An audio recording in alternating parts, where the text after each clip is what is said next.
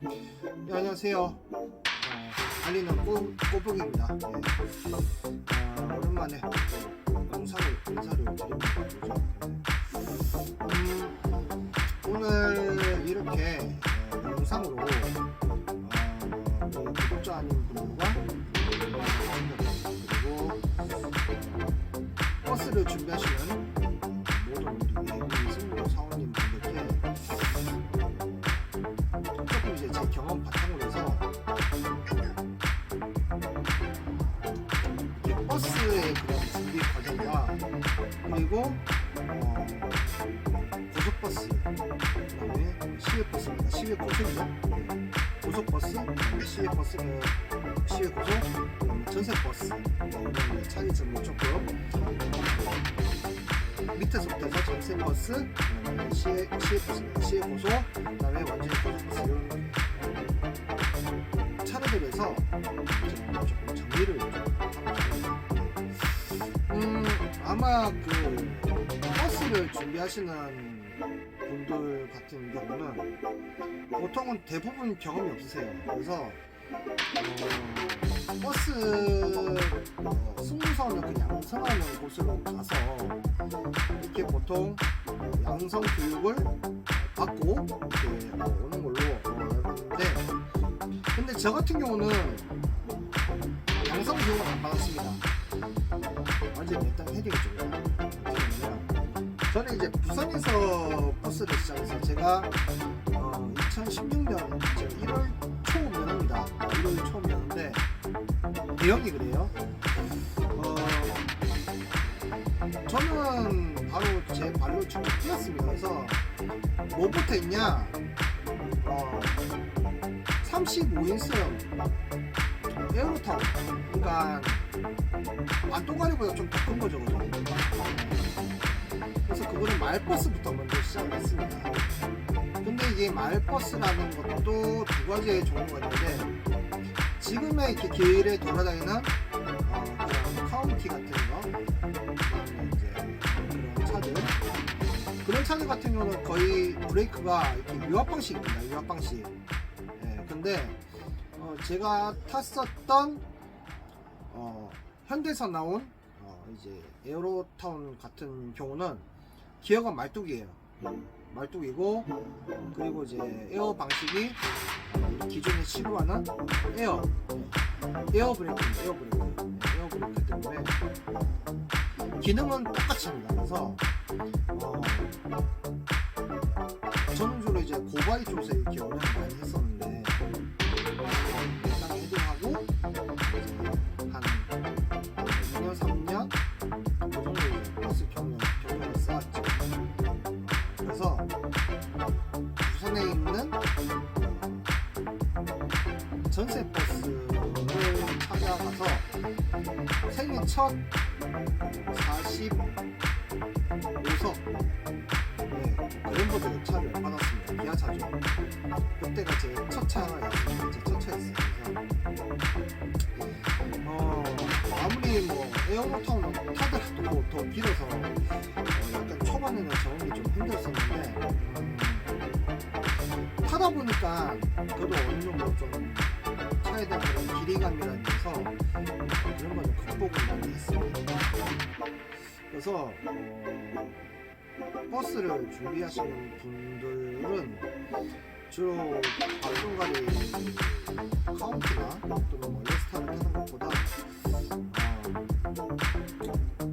일단 전세버스부터 먼저 해보시기를 권해드리죠. 최소 못해도. 아니면 일반 지방 같은 경우 제가 있는 대구나 마을버스라는 개념 자체가 없어요. 시내버스에서 무슨 뭐 지역을 달고 무슨 뭐 1번, 2번, 무슨 뭐 1-1번, 무슨 뭐 1-2번 이런 개념으로 그냥 뭐 순환 몇 번 이렇게 해서 시내버스가 거의 뭐 간선, 그러니까 제가 예전에 있었던 부산 같은 경우는 마을버스가 간선이죠, 그죠? 간선이고, 이제 지선, 부산 같은 경우 이제 시내버스입니다. 대구도 시내버스. 그래서 지선. 그 다음에 이제 여기 대구 같은 경우는 이제 광역버스가 다닙니다. 대구, 경북 시내버스가 다니고 있는데 대구 시내버스에서 이제 그런 지선 역할들을 많이 하고 있더라고요. 마을버스는 개념은 없어요. 그래서 최선 못해도 제 경험을 바탕으로 해서 최선 못해도 에어로타운부터 가능하시면 시작을 하는 게 좋지 않을까 싶고, 그리고 나서 전세버스 업체를 찾아가서 거기서 최선 못해도 3년 정도 갖고 경력을 만드시는 게 좋을 것 같아요. 그리고 시외버스죠. 제가 이제 최초에 있었던 곳은 부산 사상터미널에 있었던 곳입니다. 그래서 어떤 곳이라고는 제가 말을 안 하기 때문에 PPL이 괜히 나올 것 같고 그거 같아서 그냥 터미널 이름만 얘기를 하자고 해서 부산 사상터미널에서 출발하는 곳이었어요. 그래서 저는 이제 주로 서부 경남 쪽, 그다음에 아니면 하동, 그다음에 화계, 그다음에 화엄사, 전라도 포함해도 구례까지만은 했었습니다. 그래서 전세버스에서 이렇게 경력을 2년, 3년 쌓고 나면 그 경력을 만들어서 시외버스 그 다음 단계 이제 시외버스죠. 시외고소 이쪽으로 가서 넘어가서 우주소도 한 3, 4년 정도만 경력을 쌓고 나면 이제 고속으로 갈 수 있는 길이 있습니다. 길이 있는데 근데 고속으로 들어가려고 해도 좀 힘들어요 사실. 저도 시외 고속인가 시외버스 여기서 한 3, 4년 정도 경력을 쌓고 가려고 하는데 근데 이제 연고지 배차라고 하죠. 연고지 배차. 제가 한 두세 군데 제가 최종 합격을 했습니다. 최종 합격을 했는데 제 입을 안 했어요. 제가 사는 곳이 대구인데 지금 제가 대구 있습니다. 그래서 저는 맨 처음에 연고지 배차를 해주겠냐고 저는 이제 생각을 하고 갔습니다. 그래서 거기서 이제 하는 말이 어떤 곳이라고 제가 언급은 안 할게요. 그래서 맨 처음에 이제 서울에서 뭐 짧게는 뭐 5년, 10년 언제가 될지 모르겠는데 그래서 자리가 언제 날지는 자기들도 모른다. 그래서 그리고 최종 합격까지 했는데 제가 그냥 포기하고 다시 대구로 내려와서 대구 경북 노선 다니는 제가 두 군데 세 군데쯤 서류를 접수를 해놓고 지금 답을 일단 기다리고 있는데 그중 한 군데에서는 뭐라고 폰이 왔어요. 폰이 왔는데 거기서도 역시나 집에서 편도로 1시간 반 출근 퇴근 거리 1시간 반 너무 멀어서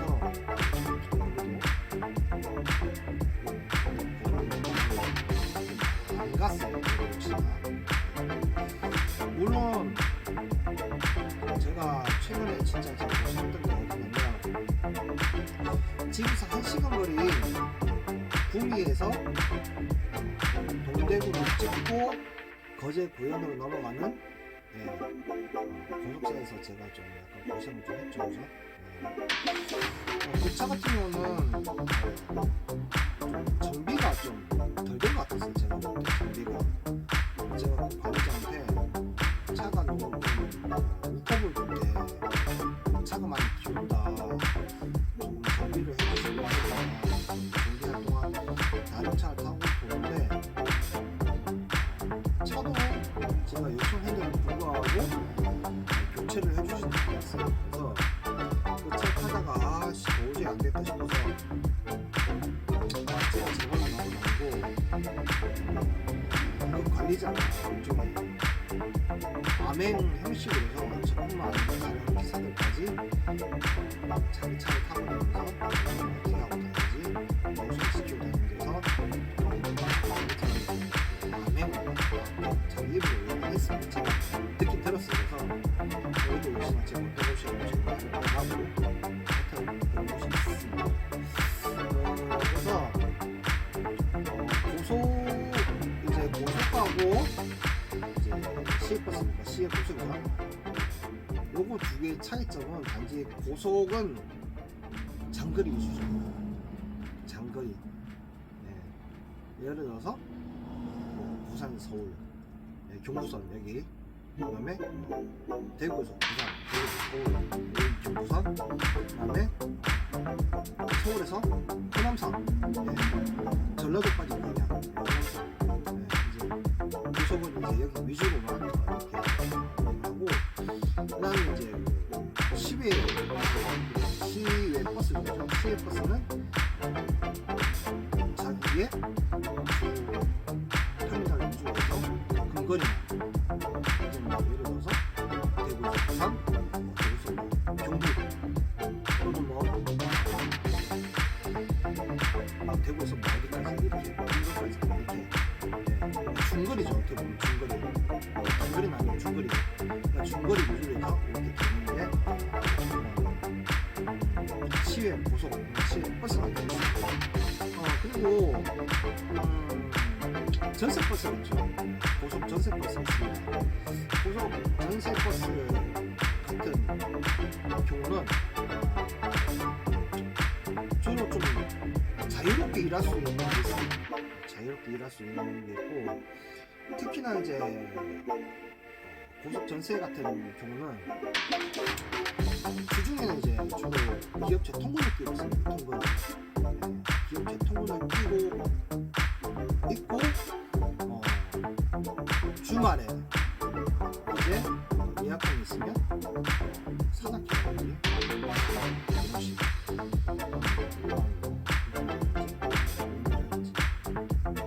서울 투어라든지 기타 등등 여러 가지 있는데, 이것 또한 상황에 따라서 약간 스트레스를 받을 수 있고 안 받고 정말 편하게 일할 수 있는 곳이기도 합니다. 근데 제 경험을 보면 저는 좀 다양하게 경험을 해본 것 같아요.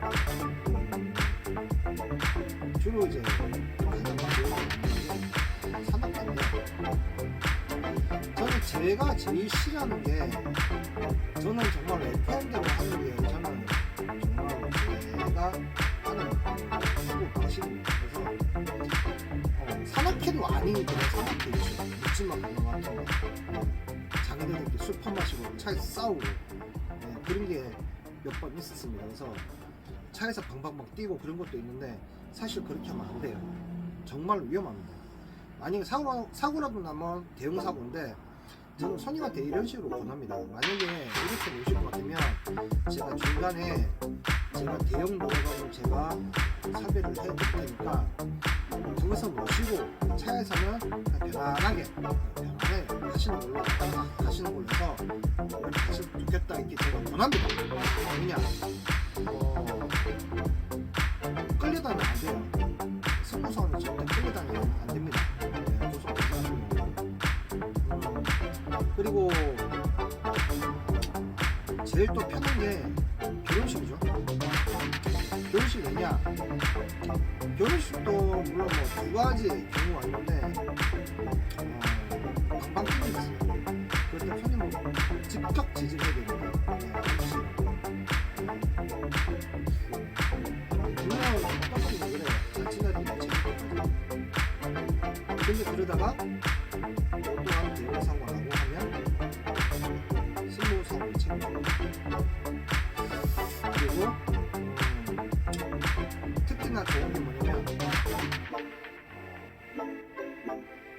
결혼식 운행을 가면 웬만한 거 다 챙겨줘요. 밥도 챙겨주고, 그다음에 먹고, 그다음에 가가지고 오징어 근처 세워놓고 근처 모텔에서 하는 거, 결혼식 끝날 때까지 2-3시간 동안 대신 잡아놓고 잠깐 쉬다 올 수 있고,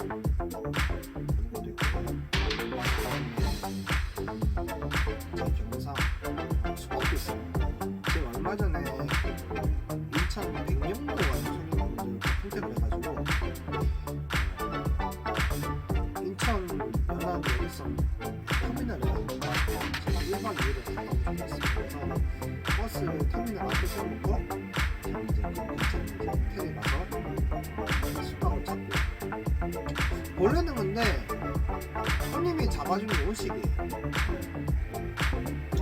손님이 잡아주는 원칙이에요. 근데 안 잡아주는 손님이 있으면 얘기를 해서 잡아주셔야 돼요. 그리고 손님분들이 필수로 알아야 될 사항이 어딜 갈 때나 승무원님들한테 반드시 봉사료죠, 팁이죠. 예전에는 물가가 오르기 전에는 뭐 10만원 안쪽 선에서 퉁쳤습니다. 근데 요즘 물가가 많이 올랐죠, 그죠? 많이 올랐는데 대략 물가를 반영해서 약 15만원에서 20만원 정도 요즘 왔다 갔다 합니다. 그래서 반드시 고속 전세를 이용하시는 승객분께서는 챙겨주셔야 된다는 거 말씀을 드리고요. 그리고 고속 전세를 예약을 할 때 보통은 결혼식 같은 경우는 이제 우리가 보통 결혼 준비 1년 전에 하잖아요. 저도 예전에 웨딩샵을 제가 하고 사실은 그래서 지금 여기까지 흘러가 왔는데, 결혼식을 보통은 1년 전쯤에 준비를 하면서 이제 뭐 신부님 같은 경우는 드레스 가공부터 해서 촬영, 리허설이죠. 리허설 하면서 같이 이제 전세, 그러니까 승객분들을 싣고 나올 수 있는 전세 버스를 같이 예약을 해야 됩니다. 순서예요. 순서고. 그래서 승객분들이 같이 되는 그 다음에 아까 제가 산악회죠. 여러분들도 좀 참고하셔야 될 게, 여행만 갔다 오는데 괜히 좀 기사분한테 피해를 많이 주셨으면 우리나라도 그런 선진 문화가 정착이 되고 있습니다. 다른 나라도 외국도 한번 그런 문화가 전혀 없어요. 제가 2007년 때인가 제가 대만 타이중을 갔다 오겠습니다. 거기서 사람들이 이제 뭐 조금 여행 왔다고, 그때 제가 2박 3일인가 3박 4일 갔다 왔었는데 전혀 뛰어놀고 그런 게 없습니다. 만약에 그래 했다가는 참 잡혀서 저를 넘어지고 끝날 때까지. 우리나라도 선진 문화가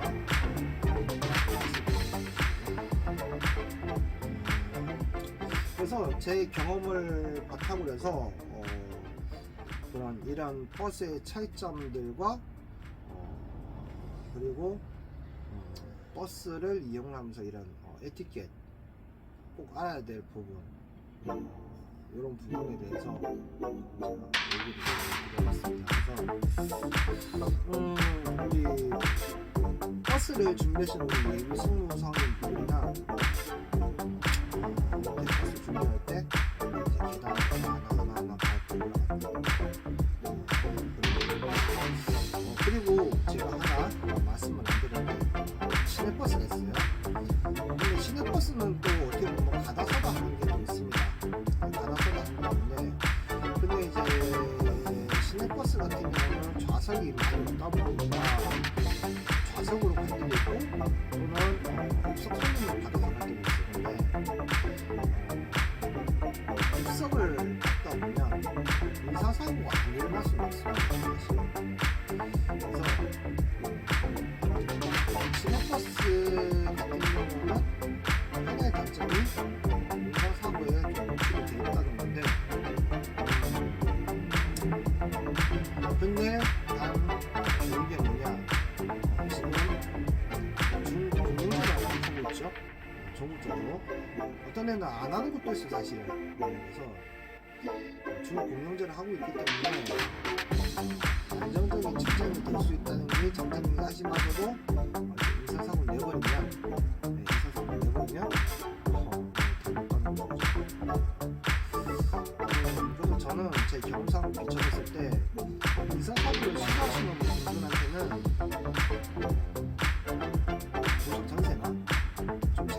있습니다.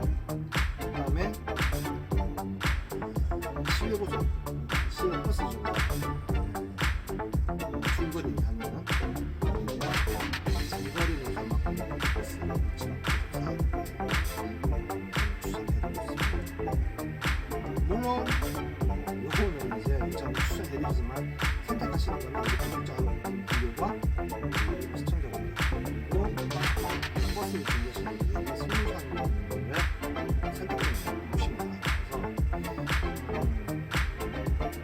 제가 버스에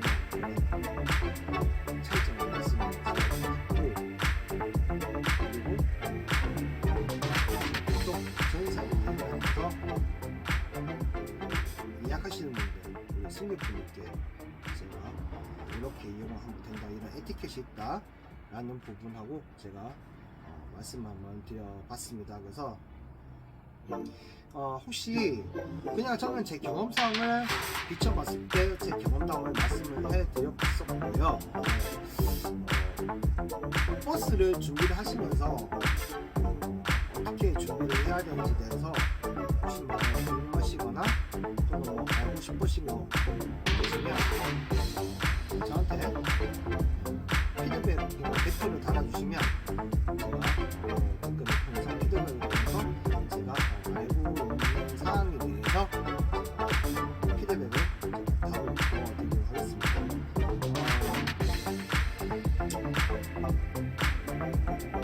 제가 여기까지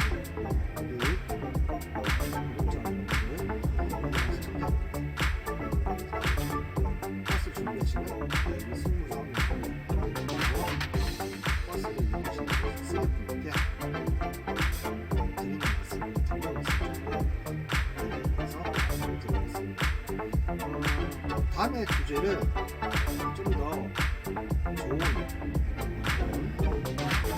주제를 가지고 다시 한번 찾아뵙도록 하겠습니다. 언제 궁금하신 점 있으시면 들어가겠습니다. 저는 여기서 물러가도록 하겠습니다. 네, 고맙습니다.